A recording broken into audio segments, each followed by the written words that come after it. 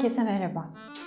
Bu videoda sizlere hem Doktor Paul Nogier'in kendi hikayesini biraz anlatacak hem de onun arküloterapiyi geliştirebilmek, yani bunu bir tedavi yöntemine dönüştürebilmek için geçirdiği aşamalardan bahsedeceğim.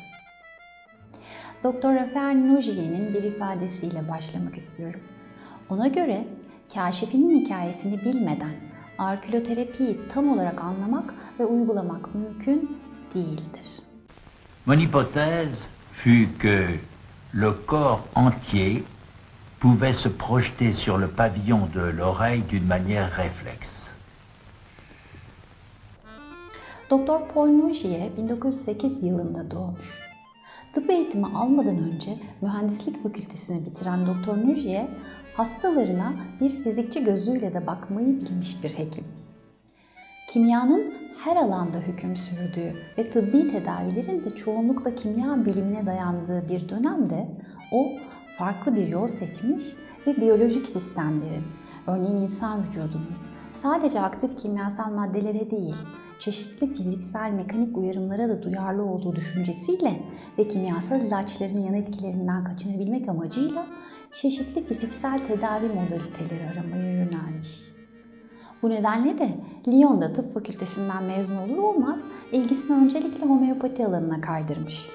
Çünkü homeopatik bir granülde herhangi bir kimyasal molekül kalmamış, yerine sadece fiziksel ve elektromanyetik bilgi kalmıştır. Daha sonra da manuel tıp ve akupunktur ile eğitim ve arayışına devam etmiş. Lyon'da kendi muayenehanesinde çalışan ve biyolojik araştırmalardan çok keyif alan bu hekimin sıra dışı keşiflerinin hikayesi kendisi 43 yaşındayken, yani 1951 yılında başlıyor. Kulağında küçük bir sıkarı olan bir hastayı muayene ettikten sonra.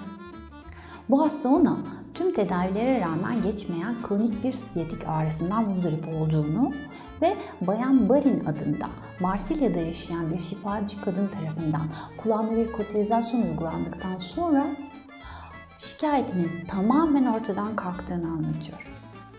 Şaşıran ve konuyu merak eden Doktor Nogier bir hafta sonra aynı hikayeyi başka bir hastasından daha dinleyince konuyla ilgilenmeye karar veriyor.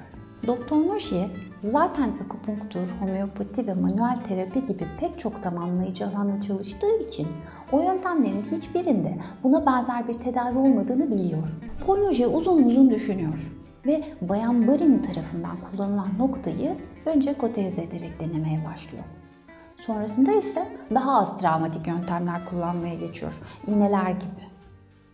Yüzlerce, binlerce saatini hastalarının kulaklarını palpe ederek ve stimüle ederek geçiriyor. Bu noktayı her türlü ağrıda denedikten sonra noktanın selektif olarak siyatik ağrılarında aktif olduğunu fark ediyor. Zira bolca başarısızlık yaşıyor ve o dönemde kulak benim yetersiz analitik metodumu kabul etmiyor diye düşünüyor.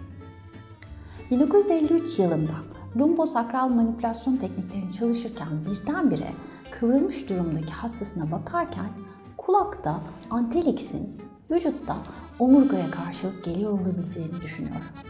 Kulakta baş aşağı duran ve kıvrılmış bir embriyo imajı gözünün önüne geliyor. Kulak daha geniş kapsamlı bir refleks tedavinin tam da yeri olabilir diyor. Antelix'te koterize edilen bu nokta siyatiği iyileştirebiliyorsa belki o lumbosakral bölgeye karşılık geliyordur diyor. Ve böylece bu noktayı L5-S1 bölgesiyle ilişkilendiriyor. Yıllar içinde yavaş yavaş bu auriküler somatotopi hipotezini şekillendiriyor. Kartografinin temel yapı taşının, yani antelix'in vertebral kolonun reprezentasyonu olduğunun keşfi, korespondansların mantıksal bir düzeninin var olduğunu ve bunun kulak kepçesinin şekliyle ilişkili olduğunu açıkça ortaya koyuyor. Şimdi biraz Paul Nogier'in araştırma yöntemlerinden bahsetmek istiyorum. Paul Nogier, nosiseptif stimülasyonlara dayanan yöntemler uygulamıştır. Bir vücut bölgesinde, yani periferde bir uyarım, kulakta noktasal olarak bir duyarlılık değişimi yaratır. Yani o ağrı kulakta kendisiyle ilişkili, temsil edildiği bölgede ortaya çıkar. Bunu daha iyi anlamanız için sizlere başparmak ağrı testinden bahsetmek istiyorum. Başparmağında herhangi bir ağrı ya da problem olmayan bir bireyde kulakta başparmağının temsil edildiği bölgeyi bir basınç kalemiyle önce kontrol ediyoruz. Basınç uygulandığında bir ağrı hissi olmadığından emin olmak için. Sonrasında başparmağa ağrılı bir uyaran verebilir ya da sadece bir mandal takarak uyarım yapabiliriz. Bunu sağ başparmağa yaparsak kısa bir süre sonra sağ kulakta başparmağın temsil edildiği bölgede bir nokta üzerine basınç uygulamakla ağrılı hale gelecektir. Buna uyarılmış ağrı diyoruz.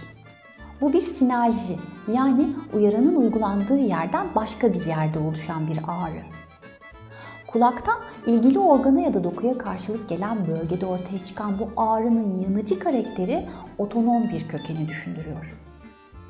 Şimdi sizlere canlı seminerlerimizden ufak bir kısmın videosunda bu testin nasıl yapıldığını izletmek istiyorum. Bakın, gördüğünüz üzere başlangıçta üzerine basınç kalemiyle basmakla ağrılı olmayan bir kulak kısmı. Yani başparmağa karşılık gelen kulak bölgesi. Başparmağa ağrılı bir uyaran verildikten sonra tekrar kontrol edildiğinde bu kez basınç kalemiyle basmakla ağrılı bir hale geldi. Yani uyaranın uygulandığı yerden başka bir yerde bir ağrı ortaya çıktı. Bu ağrı nedeniyle hastanın yüzünde ortaya çıkan yüz kaslarının kasılması durumuna dikkatinizi çekmek istiyorum.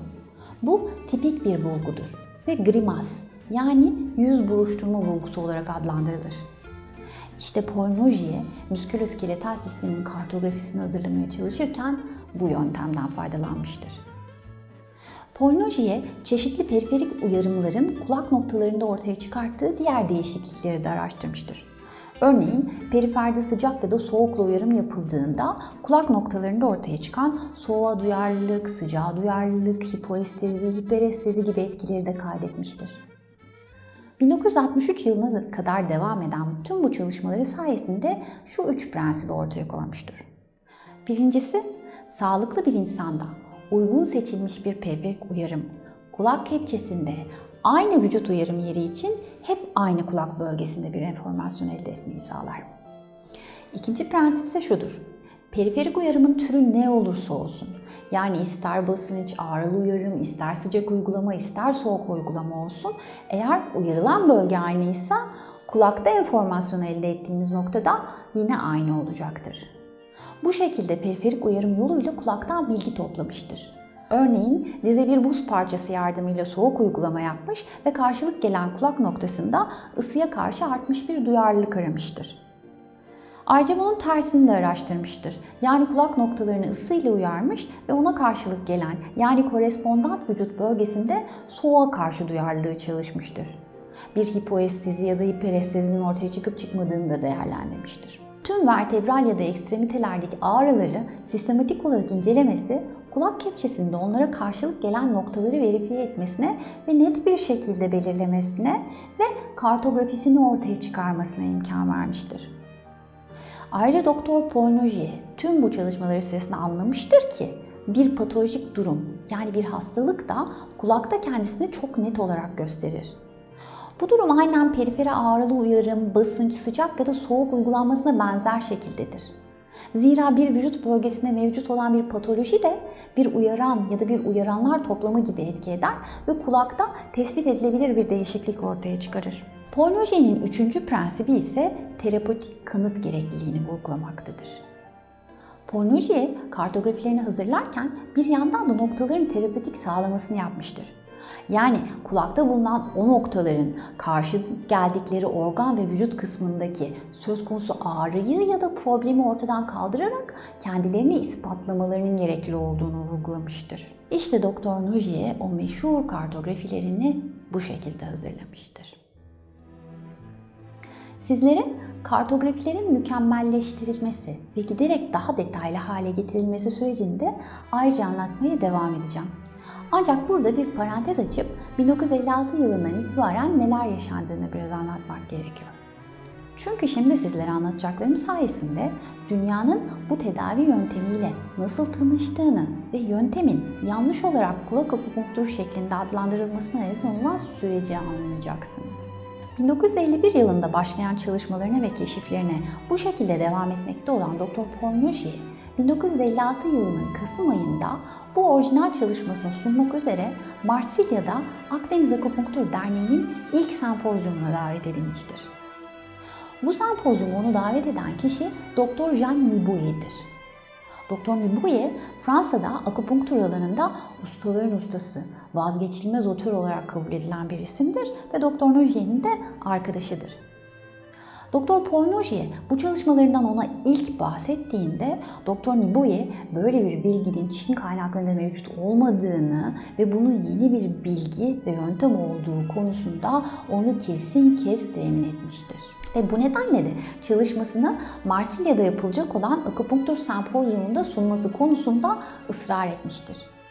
Zira böyle bir çalışmanın sunulabileceği yer ancak tamamlayıcı tıbbi yöntemlerle ilgili bir sempozyum veya benzeri bir organizasyon olabilirdi. Böyle sıra dışı bir çalışmanın nasıl karşılanacağı ile ilgili endişeleri olmasına rağmen Dr. Nogier bu sempozyuma katılmış ve çok büyük bir beğeni, ilgi ve takdirle karşılanmıştır. O sempozyumda bu çalışmaya en çok ilgi gösterenlerden biri Alman Akupunktur Derneği Başkanı Dr. Gerhard Bachmann olmuştur ve onu Almanya'ya davet etmiştir. Kulaktaki refleks korespondansla ilgili ilk makale 1956'da Fransız Akupunktur Bülteni'nde yayınlanmıştır. Hemen birkaç ay sonra da yani 1957'de Dr. Nogier'in bu 6 yıllık çalışması Alman Akupunktur Derneği'nin resmi yayın organı olan ve dünya çapında tanınan Deutsche Zeitschrift für Akupunktur DZA dergisinin 3 ayrı sayısında 3 makale olarak yayınlanmıştır. Hatta bu makalelerde yer alan kulak haritalarının çizimlerini de bizzat Dr. Gerhard Bachmann yapmıştır. Zira Dr. Bachmann hekim olmanın yanı sıra aynı zamanda bir ressam ve mimarıydı. DZA dünyada çok okunan bir tıbbi dergi olduğu için makale hızla Rusya, Japonya ve Çin gibi bölgelere kadar yayılmış. Bu makaleyi ilk çeviren ve bu yöntemin geçerliliğini kabul eden ilk ülke de Çin Halk Cumhuriyeti olmuş. Bir yıl sonra yani 1958'de Çin'de Ye Xiaolin, Shanghai Journal of Chinese Pharmaceutics and Medicine'da Dr. Paul Nogier'in bu 3 makalesini Çinlilere özetlemiş. Yazısının başlığı şu: Yurt dışında nokta terapisinde yeni keşif. Urgent yani kulak akupunkturu olmuş. İşte tüm karışıklık buradan başlıyor.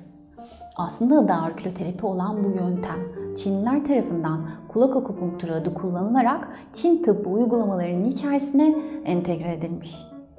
Ve kültürü iğne ile yapılan tedavi yöntemlerine başka herkesten daha aşina olan Çinliler arasında hızla yayılmış. Hatta kaderin bu yöntemin dünyada iyice yayılması için yaptığı bir başka eşleştirmeyi de anlatayım. 1930'lu yıllardan sonra Çin'de aşırı kalabalık nüfusa sağlık hizmeti verebilmek için köylerdeki gençleri kısa süreler boyunca eğiterek onları bir nevi sağlık memuru gibi yetiştirip sahaya yani köylere gönderme kararı alınmış. Ve denemeler ilk önce 1949 yılında illerde yapılmış. Mao Zedong'un 1965'teki sağlık konuşmasından sonra da konsept geliştirilmiş, kurumsallaşmış ve 1968'de Yalın Ayak Doktor programı ulusal politikaya entegre edilmiş.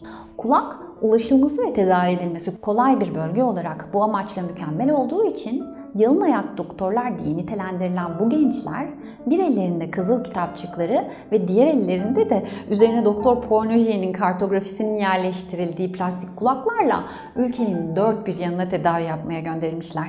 Ve haliyle de kulaktan tedavinin dünyada bilinirliği hızla artmış.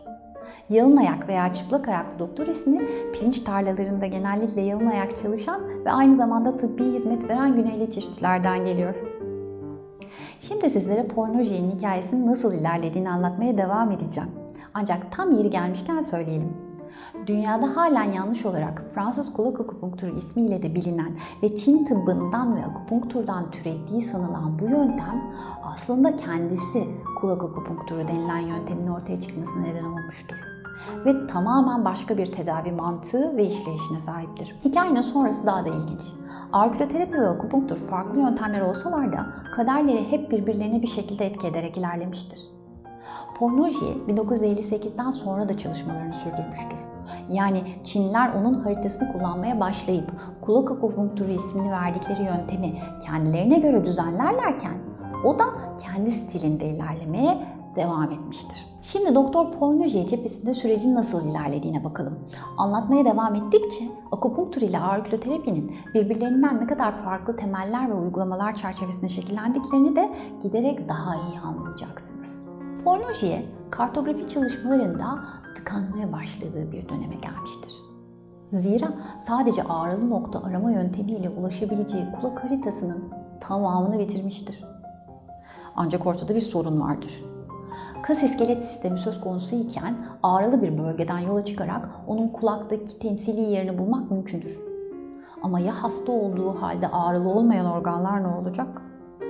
Bir tiroid hastalığında tiroid ağrımaz ya da bir hepatosteatozda karaciğerin ağrıması diye bir durum söz konusu değildir.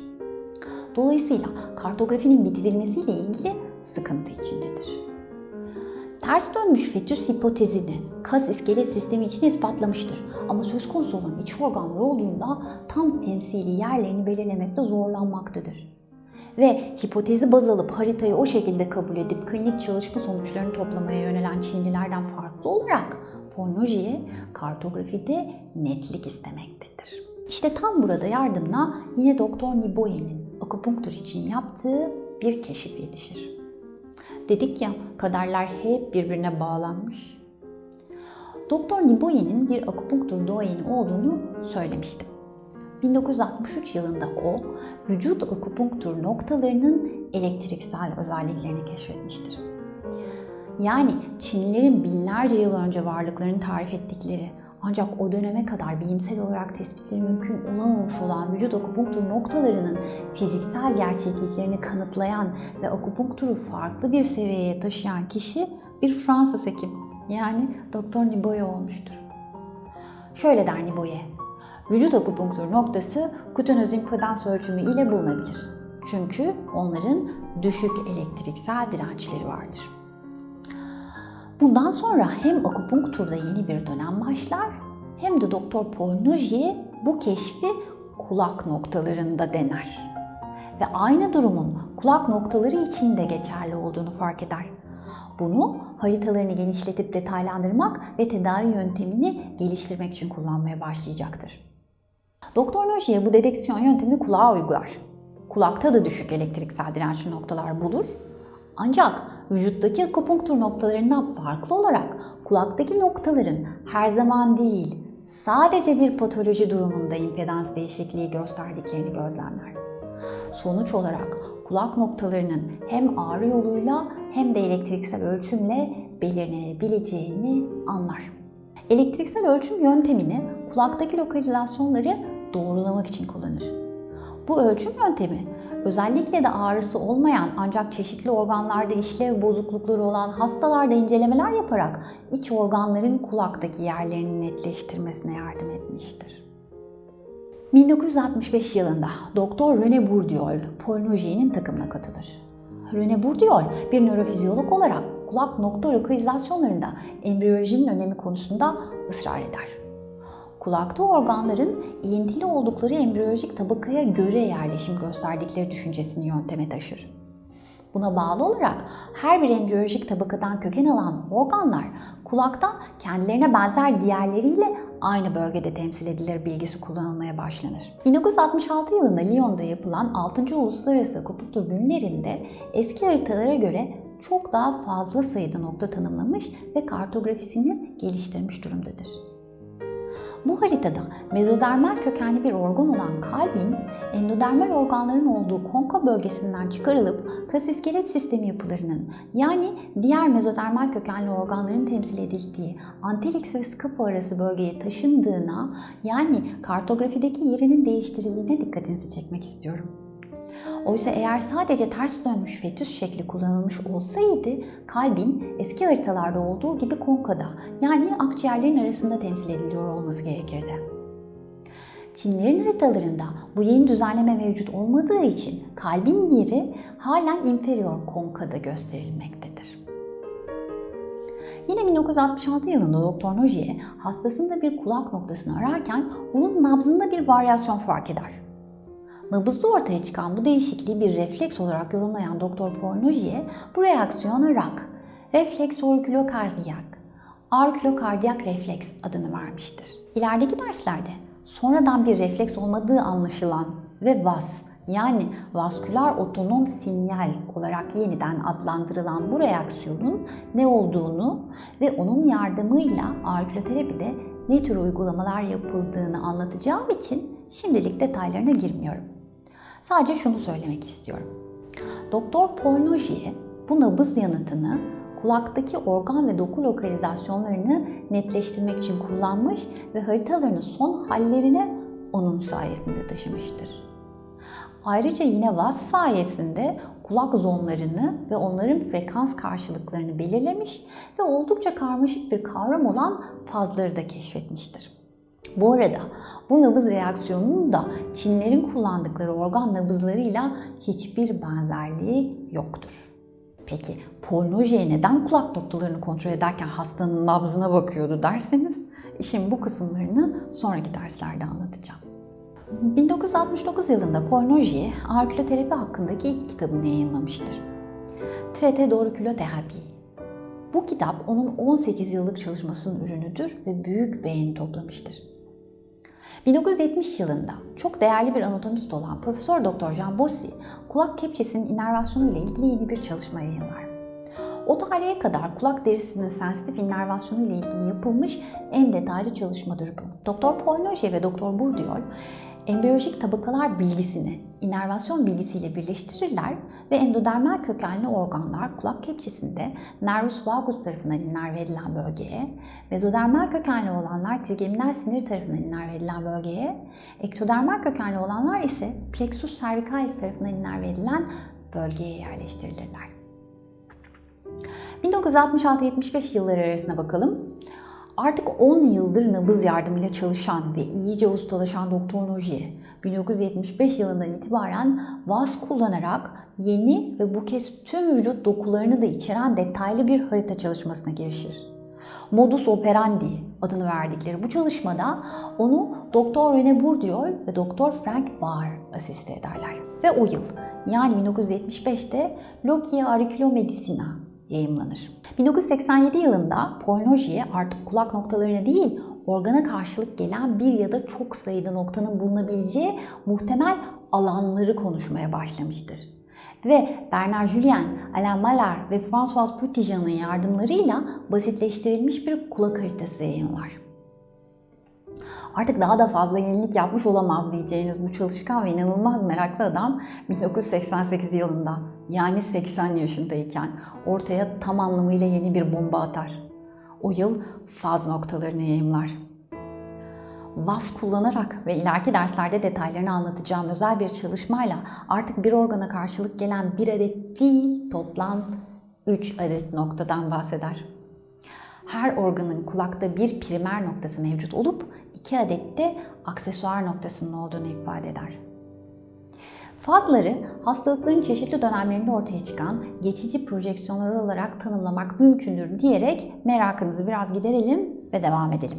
1989 yılında Dünya Sağlık Örgütü tarafından akupunktur nokta isimlerinin standartizasyonu için Cenevre'de yapılan toplantıda Çin ekibi kulaktaki noktaların Doktor Paul Nojier tarafından keşfedildiğini, bu nedenle kulak nokta isimlerinin standartizasyonunun onun tarafından yapılması gerektiğini ifade ederler.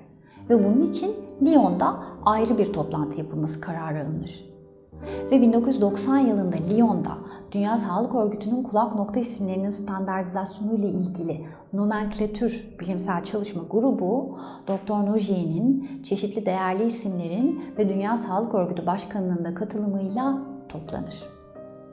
Toplantının başkanlığını Doktor Nojier'in oğlu olan Doktor Raphael Nojier yapar ve kulak noktalarının isimleri standartize edilir. 1996 yılında 88 yaşında vefat eden Doktor Nojier ardından tüm dünyaya yayılmış çok etkili ve sıra dışı bir tıbbi yöntem ve bu yöntemi öğretmek, yaymak ve desteklemek için çalışan çok sayıda hekimden oluşan bir enstitü bırakmıştır. Doktor Paul Nojier'in toplam 9 adet kitabı mevcuttur. O, ustadan öğrenciye sözlü öğretim şeklini benimsemiş bir hekimdi. Zira sürekli kendisini ve bilgilerini güncelleyip geliştirdiği için yazma konusunda çok dikkatli olmayı tercih etmiştir. Zira bir bilgiyi yazdıktan sonra yeni bir keşif yaptığında o eski bilginin önceki kitaptaki varlığı yeni öğrenenler için sorun olabilirdi. Bu nedenle 1951 yılında başladığı bu süreçte ilk kitabını o da öğrencilerinin büyük ısrarları sonucunda 1969 yılında yazmıştır.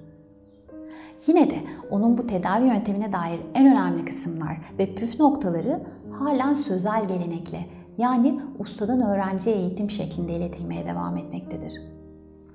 Yani ağrı-küloterapinin detayları kitaplardan değil, onu bilen ustalardan öğrenilmelidir.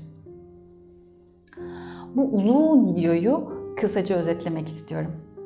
Öncelikle sizlere Doktor Paul Nogier'in kendi hikayesini anlattım. Ve onun ağrı-küterapiyi keşfinden ve yöntemi geliştirebilmek için geçirdiği tüm aşamalardan bahsettim. Süreci kronolojik olarak tüm önemli olaylarıyla birlikte özetledim. Paul Nogier'in kartografileri geliştirirken uyguladığı çalışma prensiplerini açıkladım. Nabızla yaptıkları hariç, ki ilerideki derslerde onları da anlatacağım. Yöntemin Çin'e yayılışını ve kulak akupunkturu isminin ortaya çıkışının nedenini ve bu iki yöntemin birbirlerine sürekli bağlanan kaderlerini anlattım. Şunları tekrar netleştirelim. Birincisi, Barin noktası akupunkturda bilinmiyordu ve o noktanın ilk kullanıcısını bilmiyoruz. Ama kim olursa olsun fark etmez. Çünkü o sadece sporadik bir noktadır. Doktor Paul Nogier buradan yola çıkarak yoğun çalışmalar ve emekle sistematik ve gelişmiş bir yöntem ortaya çıkarmıştır. İkincisi, Antik Çin'de kulak yoluyla yapılan sistematik bir tedavinin izleri yoktur. Herhangi bir kulak haritası yani kartografi kesinlikle yoktur. Sadece sporadik 1-2 adet nokta tanımı vardır. Örneğin Ming Hanedanı'nda 1601'de Yang Jizu, kataraktın tedavisi için kulağın tepesinin moksa ile koterize edilmesini önermekteymiş. Üçüncüsü, Çin literatüründe Doktor Nogier tarafından ifade edilen somatotipik düzenlemeye ait hiçbir kaynak yoktur. Ki Doktor Nogier'in bu keşfi sonrasında Çin geleneklerinde böyle bir şeyin varlığını arayıp bulmak için çok uğraşılmıştır ancak bulunamamıştır. Araştırmalar sonucu Çin kaynaklarında bulunabilen tek şey 1888'de Çin Hanedanı'nda Zhang Dishan tarafından yazılmış Temel Masaj Teknikleri kitabında kulağın arkasında 5 zang organa karşılık gelen 5 bölge illüstrasyonu olmuştur. Ama bu da sistematik değildir ve ne bir somatotopi konusu ne de Doktor Nogier'in çalışmasıyla hiçbir benzerliği yoktur. Buna rağmen PubMed'de bulacağınız bazı makalelerde yanlış olmasına rağmen kulak akupunkturunun Çin kökenli olduğu yazılıp referans olarak da çoğunlukla bu masaj kitabındaki resim kullanılmaktadır. Dördüncüsü, Dünya Sağlık Örgütü ağrı-küterapiyi geleneksel tedavi yöntemlerinden biri olarak kabul etmiştir ve tedavi listesine almıştır. Doktor Paul Nogier'i yöntemin babası olarak tanımış ve bu konuda pek çok uluslararası toplantı organize etmiştir. Bir sonraki derste sizlere akupunkturun kulakta uygulanması ile ağrı-küterapi arasındaki farkları tekrar ve biraz daha detaylı anlatacağım. Bunun daha iyi anlaşılması için de biraz Çin tıbbı ve akupunkturun ne olduğundan ve onun kavramlarından bahsedeceğim. Sonraki derste görüşmek üzere. Hoşça kalın.